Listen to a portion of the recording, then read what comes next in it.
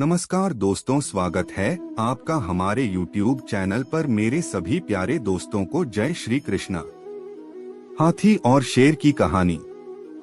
एक बार एक जंगल में एक शेर अकेला बैठा हुआ था। वह अपने बारे में सोच रहा था कि मेरे पास तो तेज धारदार मजबूत पंजे और दांत हैं। साथ ही मैं एक बहुत ही ताकतवर जानवर भी हूँ, लेकिन फिर भी जंगल के सारे जानवर हमेशा मोर की ही तारीफ क्यों करते रहते हैं। दरअसल शेर को इस बात से बहुत जलन महसूस होती थी कि सभी जानवर मोर की तारीफ करते थे। जंगल के सभी जानवर कहते थे कि मोर जब भी अपने पंख फैलाकर नाचता है तो वह बहुत सुंदर लगता है। यही सब सोचकर शेर बहुत दुखी हो रहा था। वह सोच रहा था कि इतना ताकतवर होने और जंगल का राजा होने पर भी कोई उसकी तारीफ नहीं करता है। ऐसे में उसके इस जीवन का क्या मतलब है। तभी वहां से एक हाथी जा रहा था। वह भी काफी दुखी था।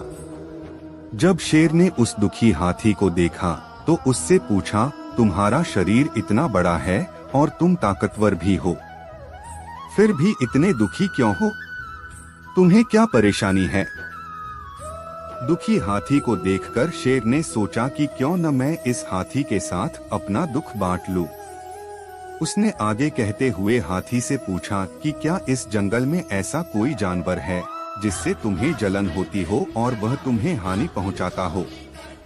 शेर की बात सुनकर हाथी ने कहा, जंगल का सबसे छोटा जानवर भी मुझ जैसे बड़े जानवर को परेशान कर सकता है।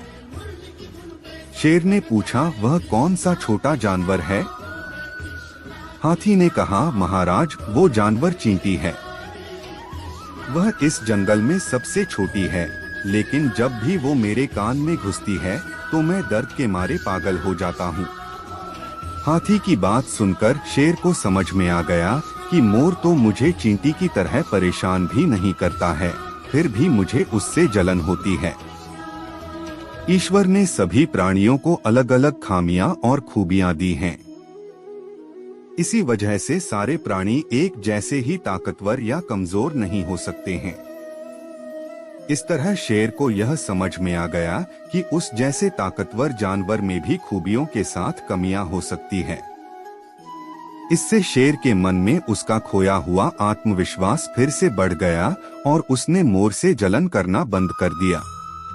कहानी से सीख, हमें कभी भी किसी की खूबी देखकर उससे नहीं जलना चाहिए, क्योंकि हम सभी में अलग अलग खूबियां और खामियां होती है।